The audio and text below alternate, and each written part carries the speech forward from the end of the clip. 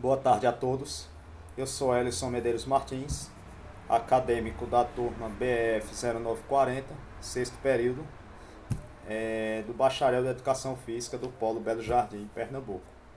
Meu tutor é o Kenneth Anderson da Silva Maciel e estou aqui para apresentar hoje o estágio 2, referente ao sexto período.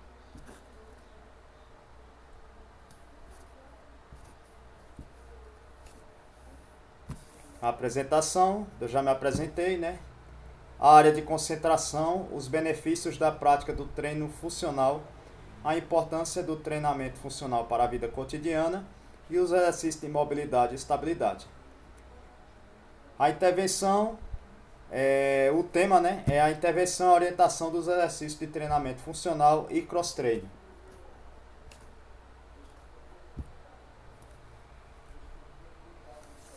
Justificativa. De acordo com os aspectos levantados na apresentação, que foi os benefícios da prática do treino funcional, a importância do treinamento funcional de cross-training, né, para a vida cotidiana e os exercícios de mobilidade e estabilidade, torna-se essencial para um profissional da educação física aplicar esses três fatores nas suas vivências na academia, que podem ser considerados fundamentais. Então, como vemos aqui, a importância, né, de citar, né, de aplicar e explicar para o aluno a importância relacionada a esses três fundamentos, né, que seria informar a importância do treinamento funcional e cross-training e, desta forma, consequentemente, através destes, né, melhorar aspectos relacionados a aspectos físicos e da saúde, assim como também os exercícios de mobilidade e estabilidade, que, consequentemente, sendo aplicado esses fatores, vai melhorar tanto a execução para determinados exercícios de acordo com o treinamento, como também algumas capacidades físicas de cada aluno, né?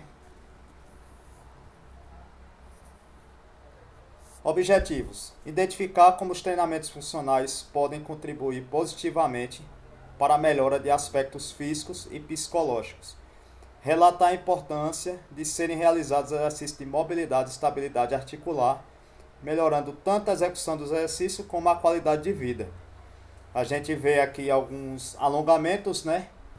Aqui nas fotos e também mais embaixo, na imagem de baixo, o exercício relacionado ao cross-training e ao treinamento funcional.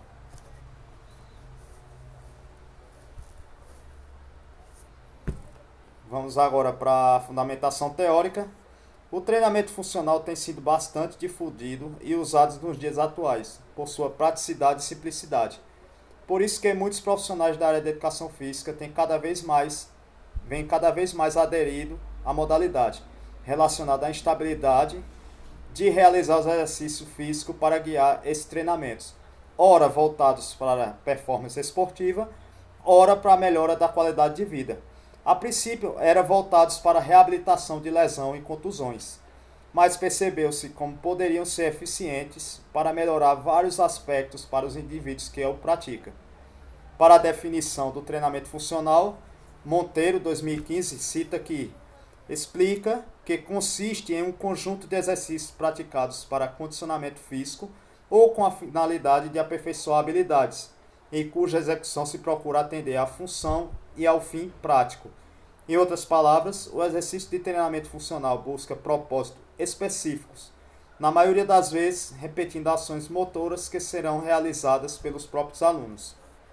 Então, nos dias atuais tem sido bastante difundido, né, essa modalidade de treinamento funcional, cross-training, em virtude de com o praticante possa melhorar aspectos relacionados, logicamente, os quais a gente já conhece, que seria melhora de patologias relacionadas à saúde, à força, como também algumas atividades do dia a dia, né?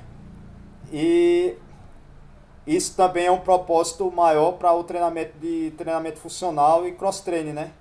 Melhorar aspectos relacionados ao cotidiano, do dia a dia, que vai desde você alcançar um objeto, apanhar um objeto no chão, como alcançar alguma coisa que está fora do seu alcance, acima, à frente, enfim. Isso se aplica para qualquer público, porém, em especial para o público mais obeso, idoso, sedentário e mais procurado por esse público. Durante a minha experiência na academia, pude observar que as pessoas buscam a modalidade para dois fins: emagrecimento e melhora de funcionalidades cotidianas. Porém, há outros fatores que é interessante mencionar: a socialização e a motivação. O público não é específico por aula, ou seja, são pessoas de idade e condicionamentos diferentes, mas que o próprio treinamento, cada aluno tem uma adaptação específica de acordo com as suas limitações físicas. Porém, para que isso ocorra, vai depender muito do profissional que estará ministrando a aula. Também é dever do profissional saber trabalhar todas as valências físicas nas aulas de forma dinâmica e criativa, variando os estímulos de articulações e musculaturas envolvidas em cada sequência do treinamento. Desta forma, evitando repetição de exercícios de treinos e motivando os alunos a terem uma aderência contínua e duradoura. Então percebe-se que a modalidade está voltada principalmente para esses fins, né? Melhorar capacidades cotidianas e o emagrecimento. E como foi citado anteriormente, né? O público que mais procura essa modalidade são pessoas obesas, pessoas idosas ou pessoas sedentárias. Mas há também um público mais ativo, mais jovem, que busca a modalidade tanto para dar uma melhorada no condicionamento, para dar uma para perder um pouco de medida, emagrecer um pouco, ou até para sair um pouco da rotina da sala de musculação ali, para dar uma variada no treinamento, ou além de tudo isso aí, tem gente que procura para dar uma melhorada na performance de algum outro esporte que a pessoa vir a praticar, né? Logicamente, a depender dos tipos de treino que está sendo aplicado, o tipo de aparelho que tem disponível ou o objetivo de cada aluno, né? Tudo isso aí vai ser bem aplicável ao treinamento. E por se tratar de um treinamento global, né? Ou seja, onde tem várias pessoas de condicionamento, de capacidades físicas diferentes, o profissional, como foi citado aí na fundamentação teórica, tem de ter um pouco de empatia e conhecimento para adaptar certos exercícios para pessoas que às vezes não têm a capacidade física suficiente para realizar determinado exercício. Porque uma pessoa bem treinada, condicionada, vai fazer um exercício bem feito e no tempo menor, né? No tempo hábil menor. Isso já é diferente para uma pessoa obesa, uma pessoa idosa e uma pessoa sedentária. Vai fazer determinado exercício até de forma mais lenta e com certa dificuldade. Então, cabe ao profissional ter um pouco de empatia e conhecimento ali para adaptar determinado exercício para que essa pessoa possa fazer de uma forma correta e segura, né? Evitando dessa forma alguma lesão e outras adversidades que possam vir a ocorrer. E outro fator que foi citado ainda nessa parte da fundamentação teórica seria a motivação, né? Que essa motivação pode partir tanto individualmente do aluno, como através também do próprio profissional presente, né? Através de, até no meio da aula ali, ele pode dar uma motivada no aluno em determinado tempo de execução ou até execução do próprio exercício, ou por meio de mensagens individuais, redes sociais, pode dar uma levantada no ânimo do aluno ali. Enfim, isso vai variar bastante de profissional para profissional, né?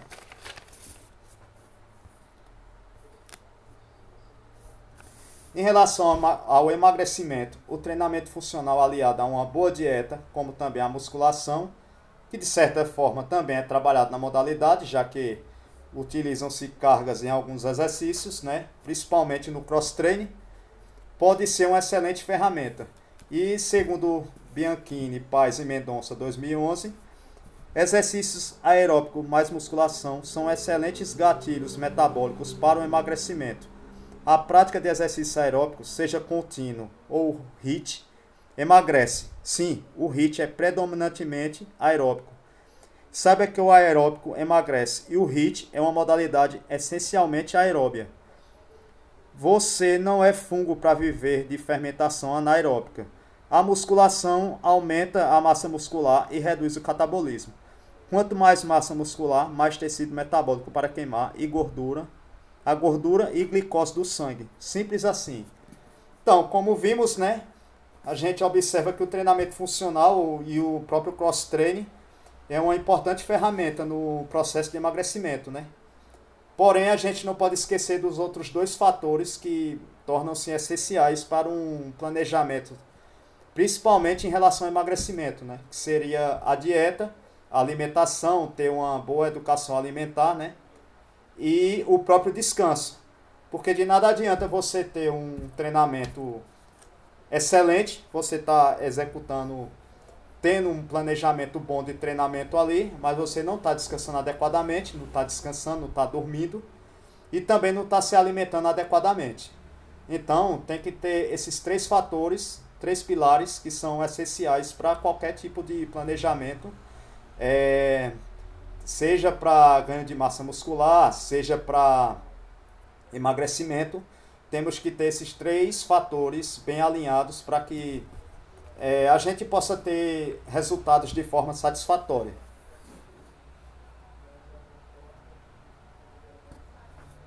Outra citação aqui, Zago, 2019, Rodrigo Zago explica que o corpo humano é descrito como um amontoado de articulações,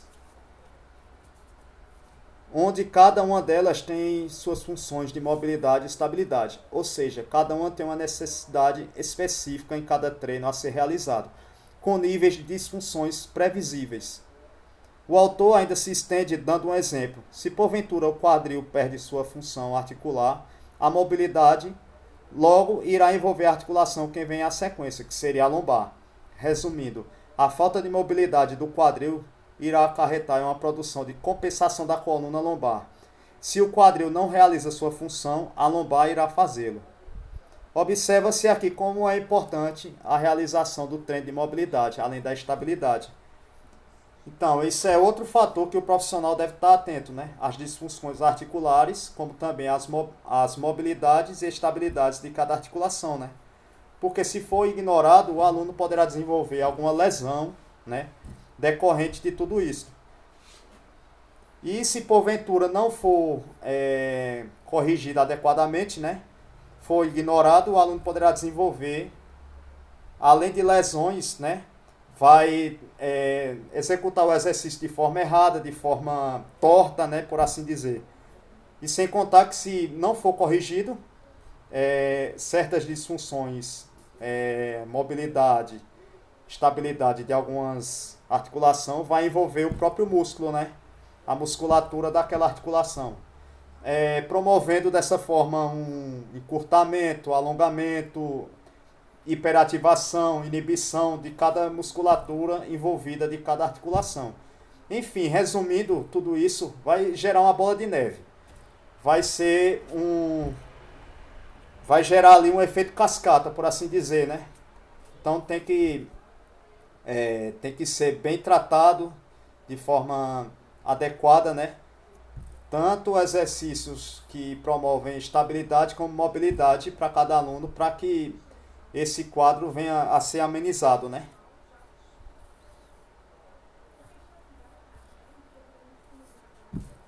Olha, a gente tem aqui, nesse próximo slide aqui, a imagem do corpo, do esqueleto, né? Do esqueleto humano.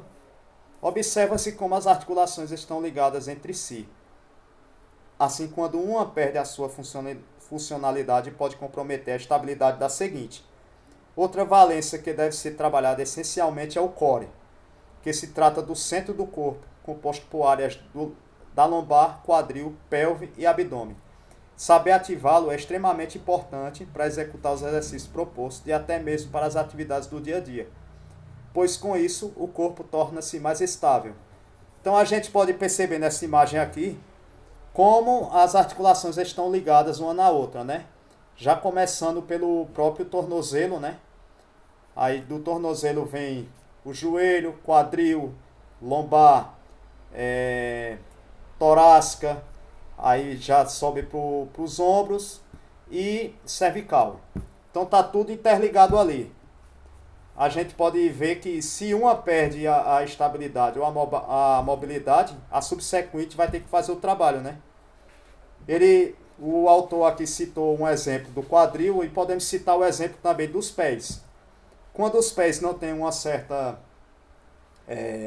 estabilidade, aí o que vai comprometer também no próprio tornozelo ali, para não ter uma certa mobilidade adequada, que consequentemente vai influenciar nos joelhos, que não vai ter uma estabilidade boa, e consequentemente vai subir para o quadril, que não vai ter uma certa mobilidade. Então, como foi citado anteriormente, um vai influenciando no outro e vai gerando um efeito cascata ali, gerando um monte de disfunção no aluno, né? no praticante. Por isso que é muito importante, essencial ter um treinamento também de mobilidade e estabilidade de cada articulação, associado, né? Associado ao próprio treinamento físico, que neste caso aqui estamos dando ênfase para o cross-training e o treinamento funcional, que dessa forma, né, o aluno vai ter uma boa mobilidade e estabilidade para realizar atividades do dia a dia e até para executar de forma correta os próprios exercícios que serão propostos no treinamento.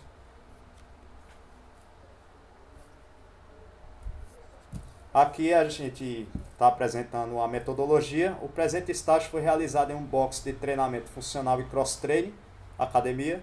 As atividades realizadas foram observações dos treinos aplicados, execuções dos exercícios pelos alunos e os conhecimentos adquiridos em relação aos diferentes métodos aplicados nas aulas pelo professor ministrante.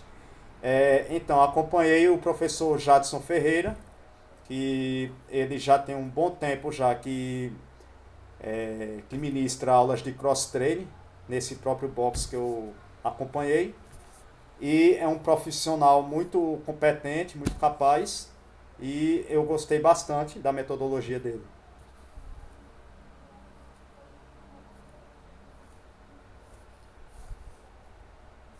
Aqui a gente tem algumas fotos do espaço que eu frequentei, né, do box. É uma academia bastante ampla, tem bastante equipamento, e isso dá uma diversificada maior nas aulas, né? Uma certa liberdade para ter um pouco mais de criatividade para fazer as aulas. Aqui tem minha foto, a foto do professor Jadson Ferreira, como eu falei anteriormente, né? E o roteiro de entrevista realizado teve como base buscar uma melhor interação com os integrantes e funcionários do espaço físico, além de que, através da mesma, ficar mais familiarizado com o ambiente que foi realizado às horas de estágio.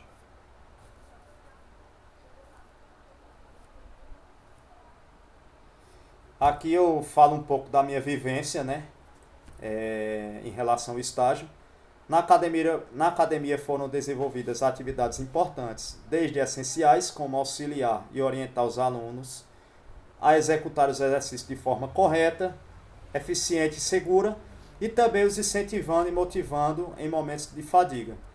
Foi uma experiência muito válida, pois houve bastante diálogos com o instrutor, que tem um bom tempo de vivência na modalidade, como eu falei anteriormente, né? Pude escutar dicas, conselhos, além de presenciar alguns fatos que poderia aplicar no dia a dia. Neste horário, em determinado momento, a academia ficava com bastante gente. Pude auxiliar o supervisor, orientando os alunos e, desta forma, pondo em prática alguns conhecimentos adquiridos com estudos. Pelo que foi presenciado, não houve qualquer dificuldade em ministrar as aulas, pois o espaço físico geral é bastante amplo e organizado. Como eu falei anteriormente, né? O espaço é bastante amplo, tem bastante equipamento, né? Então não teve nenhuma dificuldade em relação a realizar essas horas de estágio, né? E isso é um aspecto positivo para dar dinamismo para as aulas. Há bastante oferta de equipamentos disponível, contribuindo para aulas mais coletivas e criativas, como eu falei, né?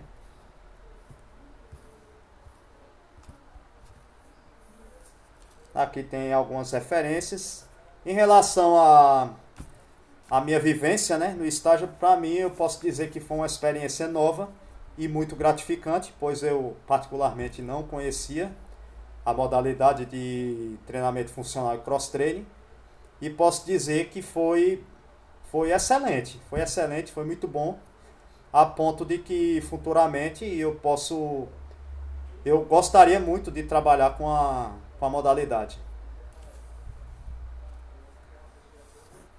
Então é isso. Obrigado pela atenção. Fiquem todos com Deus.